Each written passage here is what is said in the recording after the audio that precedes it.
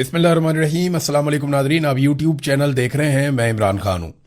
Nadreen, Imran Khan साहब लेकर आए थे सुहेल अफरीदी साहब को दबाव बढ़ाने के लिए, लेकिन अब ऐसा दिखाई देता है कि सुहेल अफरीदी साहब ही दबाव में आ रहे हैं। यानी गंडापुर साहब की तरह ऐसा लगता है कि वो भी नॉर्मलाइज हो रहे हैं। गंडापुर शुरू में आए थे, बड़ी एनर्जी थी उनमें, वो बहुत सारी बातें करते थे, लेकिन उसके बाद फिर उनकी सोच बदल गई।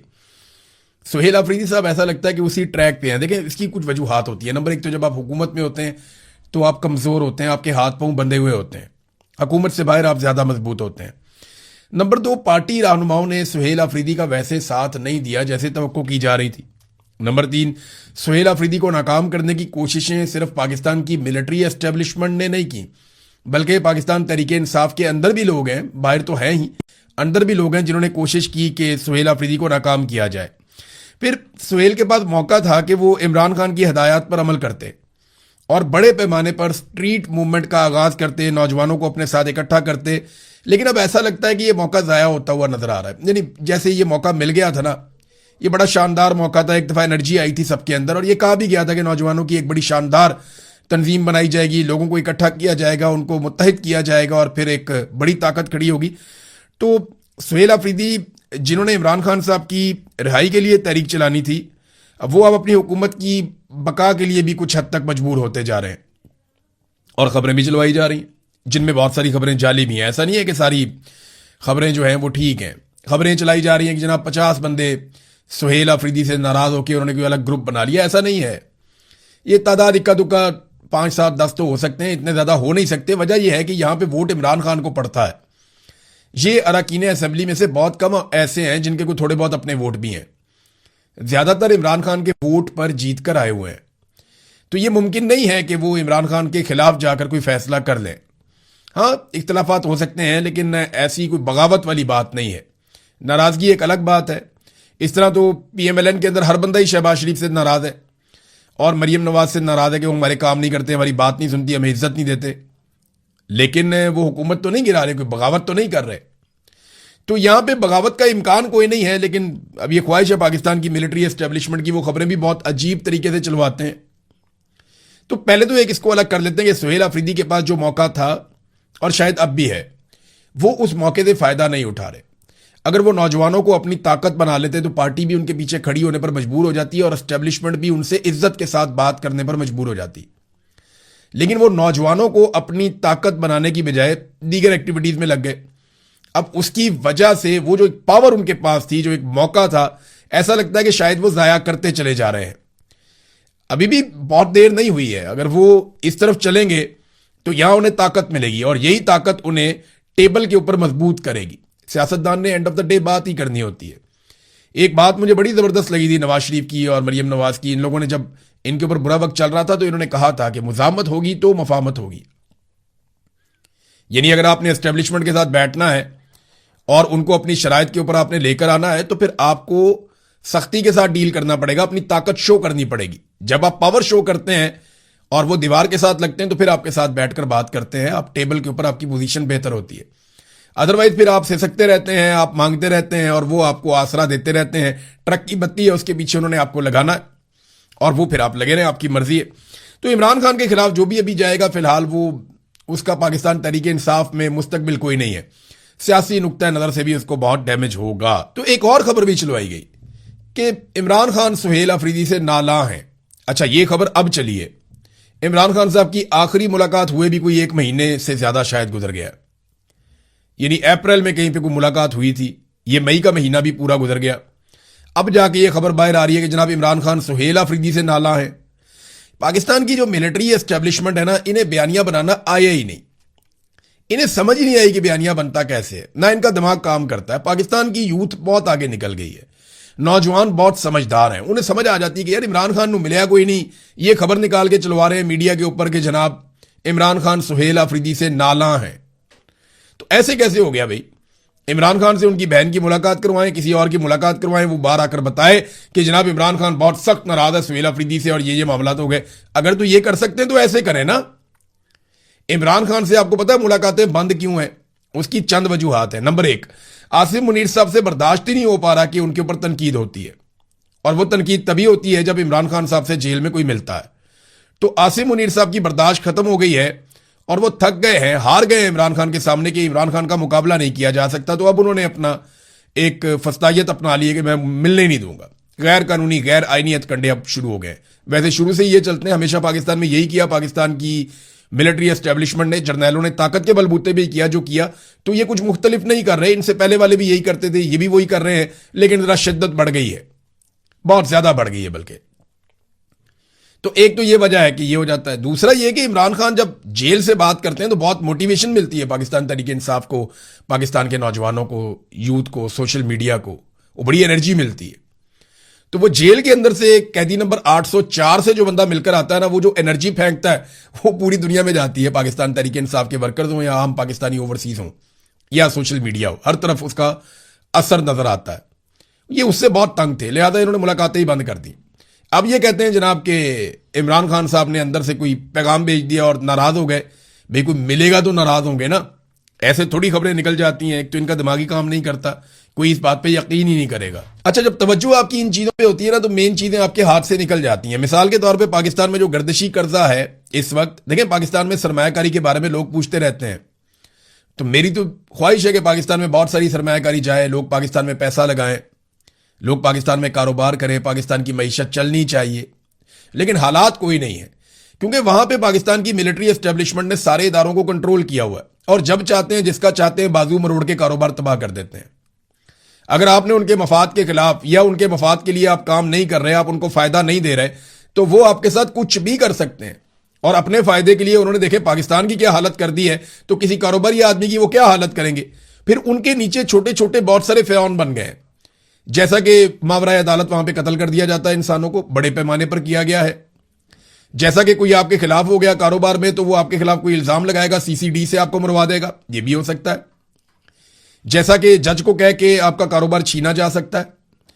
जैसा कि किसी सहाफी से आपकी लड़ाई हो गई है और वो सहाफी एस्टेब्लिशमेंट का टाउट है, तो वो आपका जीना हराम कर सकता है। तो बहुत सारी ऐसी चीजें हैं। आप जब तवज्जो आपकी यहां होती है ना, अब हालात तो चेक करें ना। सिर्फ गैस और बिजली की बद में पाकिस्तान के ऊपर जो गर्दिशी कर्जा चढ़ गया है वो 5100 अरब रुपए का है।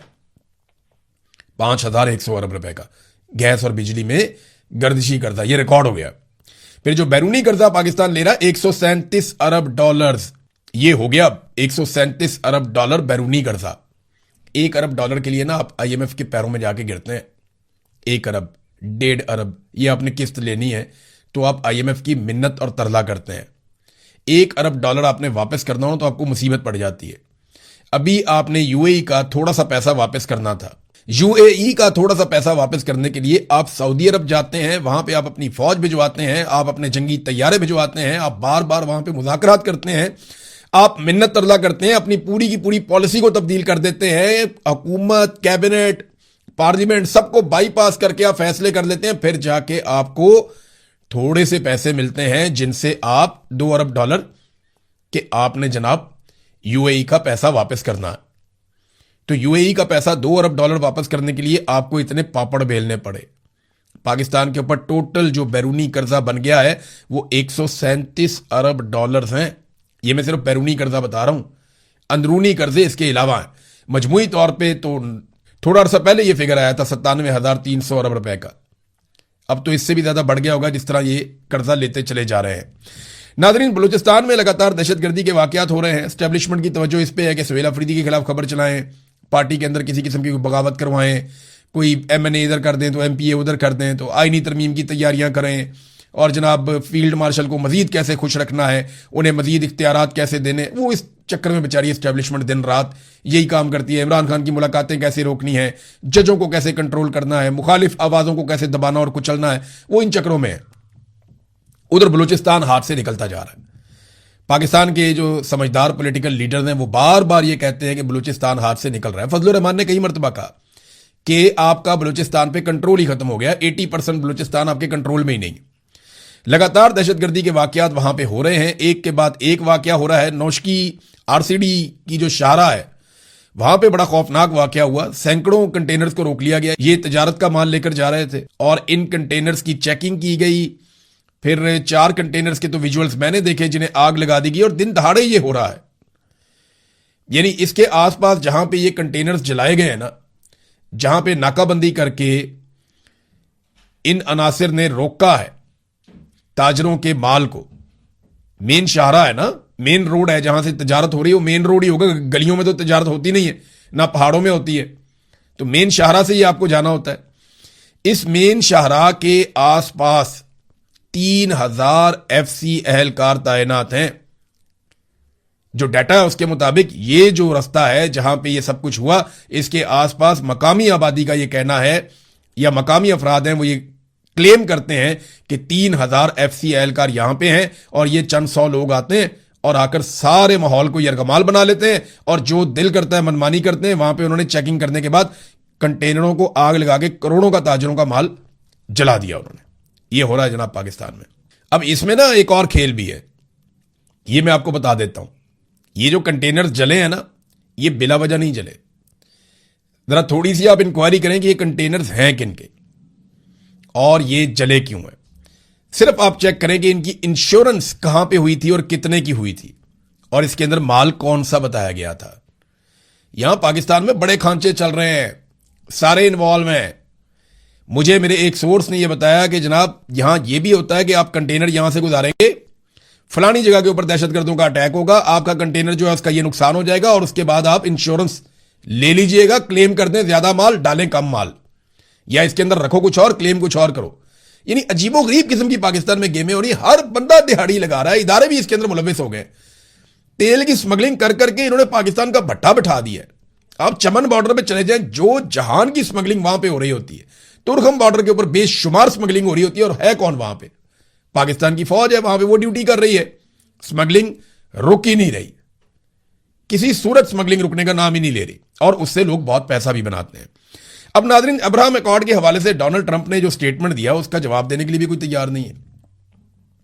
अभी तक ना शहबाज शरीफ ने उसका जवाब दिया, ना इसहाक डार ने उसका जवाब दिया। ख्वाजा आसिफ ने जाती हैसियत में बोलकर जानबूझ के, कि मैं जाती तौर पे ये समझता हूं, तो जाती हैसियत में जवाब दिया, क्योंकि उनको पता है कि मैंने ऑफिशियल कोई जवाब दे दिया तो मुझे डांट पड़ जाएगी माजी की तरह।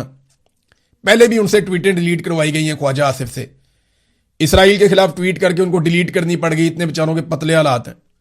तो अब वो बेचारे बोल भी नहीं सकते। इसराइल को तस्लीम करने का मामला डोनाल्ड ट्रंप ने उठा के सामने रख दिया कि जनाब इसको तस्लीम करो। तो ना तो फील्ड मार्शल का स्टेटमेंट आया, ना DGISPR का स्टेटमेंट आया, खुल के कोई बात करने के लिए तैयार नहीं है। डोनाल्ड ट्रंप को कोई जवाब देने वाला है ही नहीं। हाँ, इमरान खान था एक वजीर आजम जो डोनाल्ड ट्रंप को जवाब देता था, और सीधा जवाब देता था। मौजूदा वजीर आजम तो सिर्फ जूता पॉलिश करते हैं, और मौजूदा जो फील्ड मार्शल हैं वो लेकर चले जाते हैं ब्रीफ केस। वो ट्रंप के फेवरेट फील्ड मार्शल बने हुए हैं आजकल। नाजरीन, अब ये तहरीक तहफ़्फ़ुज़ आईन पाकिस्तान ने इसके ऊपर एक एलामिया जारी कर दिया, और उन्होंने कहा जी कि अमरीकी सदर डोनाल्ड ट्रंप की जानिब से मुस्लिम ममालिक से इब्राहीमी मुआहदे पर दस्तखत के लिए मुतालबे को मुकम्मल तौर पर रद्द और उस पर इंतहाई तशवीश का इजहार करते हैं। इस मौका पर अमन मुआहदा को मशरूत करना इस जंग के पीछे इसराइली एजेंडे का वाज़ेह सबूत है। यानी डोनाल्ड ट्रंप ने मशरूत कर दिया ना जी, ये अमन मुआहदा हो रहा है, हम ये अमन मुआहदा कर लेते हैं, तुम लोग जरा इब्राहीमी मुआहदे के ऊपर या अब्राहम अकॉर्ड के ऊपर या इसराइल को सादे लफ्जों में तस्लीम कर दो। डोनाल्ड ट्रंप की धमकी आप चेक करें, उनको जो उन्होंने तरीकाकार किया कि हम ईरान के साथ अमन मुआहदा कर लेते हैं, तुम सारे सुकून में आ जाओगे, लेकिन उसके लिए जरूरी है कि तुम भी इसराइल को तस्लीम कर दो, जो कई दहाइयों से नहीं किया जा रहा। और उसके लिए डोनाल्ड ट्रंप ने हुक्म जारी कर दिया। तो सऊदी अरब ने तो अभी इनकार किया। सऊदी अरब के इनकार से पाकिस्तान जो है वो फिर फंस जाता है, क्योंकि पाकिस्तान ने तो डोनाल्ड ट्रंप को बड़ी यकीन दहानियां करवाई हुई हैं। देखें ना, पाकिस्तानी अवाम की उमंगों के खिलाफ पाकिस्तानी हुकूमत जो है ये जाकर बैठ जाती है इसराइल के साथ बोर्ड ऑफ पीस के अंदर। और उस वक्त जो टाउट है उन्होंने बड़े नारे मारे थे, उन्होंने कहा था जनाब अब तो कश्मीर भी आज़ाद हो जाएगा, अब तो हम इंडिया की ऐसी तैसी कर देंगे, अब तो पाकिस्तान इसका हिस्सा बन गया है। तो मेरा सादा सवाल यह है कि कश्मीर की आज़ादी के लिए बोर्ड ऑफ पीस में आज तक क्या हुआ? फलस्तीन में रोजाना अभी भी कत्लेआम हो रहा है, आपने उस पर क्या किया? उसके बाद इसराइल ने ईरान पे अटैक कर दिया, लबनान पे अटैक कर दिया, हजारों लोग शहीद कर दिए, आपने अब तक क्या किया? आपने कुछ भी नहीं किया। इसका कोई फायदा नहीं हुआ, बल्कि उल्टा उनके मुतालबात बढ़ते चले जा रहे हैं, और हुकूमत जो है बिल्कुल चुप करके बैठी हुई है, कोई सवाल जवाब नहीं कर रही, कोई डोनाल्ड ट्रंप को जवाब देने की पोजीशन में नहीं है, इतना हौसला ही किसी के अंदर नहीं है। गुज़िश्ता रात को नाज़रीन जो झड़पें हुई हैं उनके नतीजे में जंगबंदी और अमन मुआहदे की जो कोशिशें हैं उनको नुकसान पहुंचा है। ऐसा लगता है कि कहीं सारी कोशिशों पे पानी ना फिर जाए। कुछ डेवलपमेंट्स ऐसी हैं जो अच्छी नहीं है। यानी अगर इस तरह के मामला मजीद होते हैं तो फिर आप भूल जाएं कि ये जंगबंदी मुस्तकिल होगी या ईरान और अमेरिका के बीच में कोई मुआहदा हो पाएगा। देखिए, एक तो सुप्रीम लीडर का स्टेटमेंट आया, उन्होंने कहा कि ईरान ने अमेरिका को ऐसा थप्पड़ रसीद किया है कि अमेरिका को अब खित्ते में शरारतों और फौजी अड्डों के क्याम के लिए महफूज पनाहगाह हासिल नहीं होगी। हज के मौके पर अपने पैगाम में आयतुल्लाह मुश्तबा खामनई ने कहा कि अल्लाह अकबर के हथियार ने ईरानी कौम को कुव्वत और ताकत अता की है। मुस्तकबिल उम्मत इस्लामिया और नई इस्लामी तहजीब का है।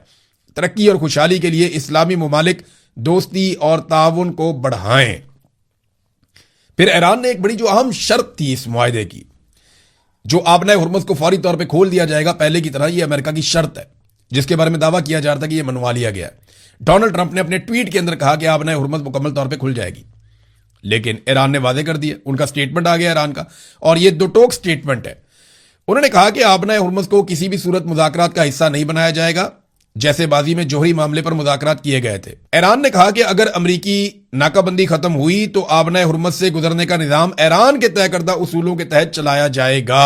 कौमी सलामती कमेटी के सरबराह इब्राहिम अजीजी ने अपने बयान में कहा कि आबनाए हुर्मुज़ पर ईरान की खुद मुख्तारी किसी भी मुमकिन अमन मुआहदे के लिए बुनियादी अहमियत रखती है, यानी ये हमारे कंट्रोल में रहेगा, ईरान तो ये कह रहा है।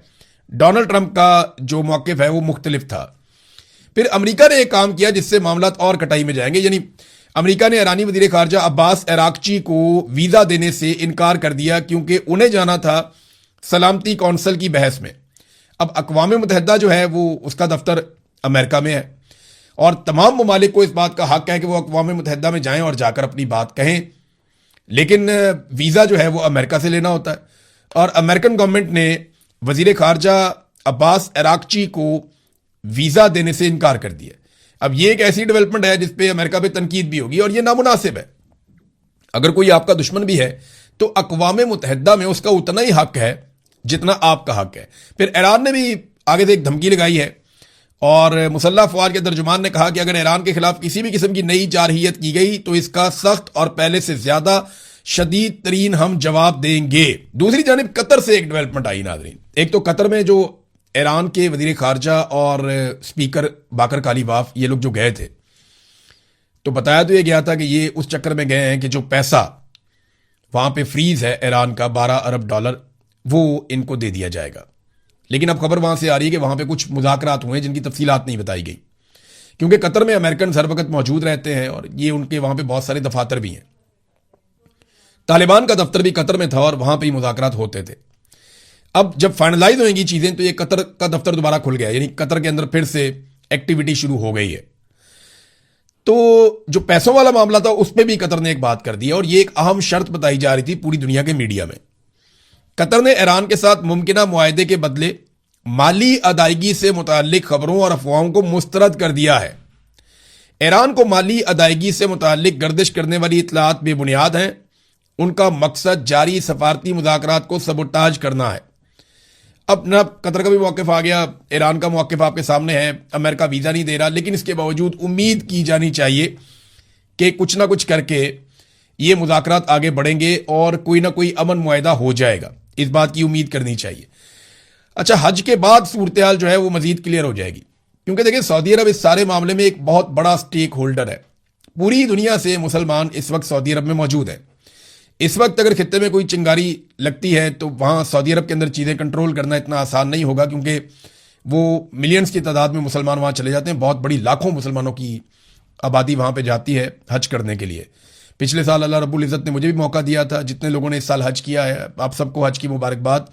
दुआ करें उम्मत मुस्लिमा के लिए और पाकिस्तान के लिए भी, मेरे लिए भी, और सब मुसलमानों के लिए दुआ करें। सारी दुनिया के लिए दुआ करें, दुनिया के अमन के लिए दुआ करें, और आखिरत के लिए दुआ करें, इंसानियत के लिए दुआ करें। अल्लाह रब्बुल इज़्ज़त आप सबकी दुआएं कबूल फरमाए। आपकी जो दिली हाजात हैं अल्लाह ताला उनको पूरा फरमाए। अल्लाह बड़ा मेहरबान है, और अल्लाह ताला बाकी सबको भी मौका दे जो लोग नहीं जा पाए कि वो जाएं और अल्लाह का घर देखें और वो हज की सआदत हासिल करें। तो मेरे ख्याल में जब तक ये हज का सीज़न चल रहा है तब तक सऊदी अरब किसी मामले को आगे नहीं बढ़ने देगा। हाँ, ये ज़रूर है कि हज का सीज़न ख़त्म होने के बाद जब हाजियों की बड़ी तादाद वापस चली जाएगी 20, 25, 30 दिन में, तो फिर हम इस खित्ते में अगर कोई चीज़ होनी है तो उस वक्त तक हमें इंतज़ार करना पड़ेगा। बहरहाल अब तक के लिए इतना ही। अपना ख्याल रखिएगा, अपने इस चैनल का भी। अल्लाह हाफिज़।